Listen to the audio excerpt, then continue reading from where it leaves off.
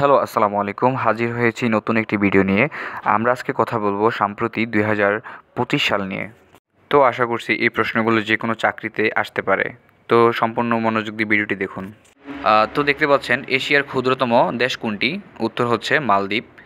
প্রশ্ন, এশিয়া মহাদেশের দেশের সংখ্যা কয়টি? উত্তর হচ্ছে 44টি।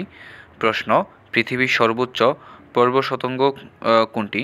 উত্তর হচ্ছে এভারেস্ট। তারপরে দেখতে পাচ্ছেন, ইন্টারনেট কবে চালু হয়? উত্তর হচ্ছে 1969 সালে। তারপরে দেখতে পাচ্ছেন, ইন্টারনেট ব্যবহারের বর্তমান শীর্ষ দেশ কোনটি? উত্তর হচ্ছে চীন। প্রশ্ন, চীনের মহাপ্রাচীরের দৈর্ঘ্য কত? উত্তর হচ্ছে 3000 কিলোমিটার। প্রশ্ন, অলিম্পিক পতাকায় কয়টি রং থাকে? উত্তর হচ্ছে 5টি। প্রশ্ন, প্রথম সাফ গেমস কোথায় অনুষ্ঠিত হয়? উত্তর হচ্ছে কাঠমান্ডু।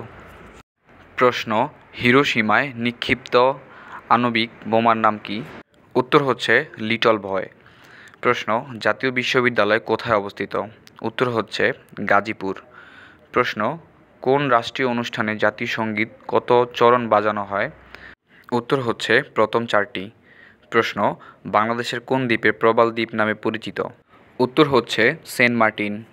প্রশ্ন, নিচের কোনটি স্থপিত লুই আইকন? উত্তর হচ্ছে বাংলাদেশ জাতীয় সংসদ। প্রশ্ন, বাংলাদেশের প্রথম অস্থায়ী প্রেসিডেন্ট কে ছিলেন? উত্তর হচ্ছে সৈয়দ নজরুল ইসলাম। প্রশ্ন, বাংলাদেশের প্রথম প্রধান সেনাপতি কে ছিলেন? উত্তর হচ্ছে জেনারেল আতাউল গনি ওসমানী। প্রশ্ন, বর্তমান অভ্যন্তরীণ সরকার গঠিত হয়েছিল কত তারিখে? উত্তর হচ্ছে 8ই আগস্ট 2024। প্রশ্ন, রূপপুর পারমাণবিক বিদ্যুৎ কেন্দ্র কোন দেশের সহায়তায় তৈরি করা হয়েছে?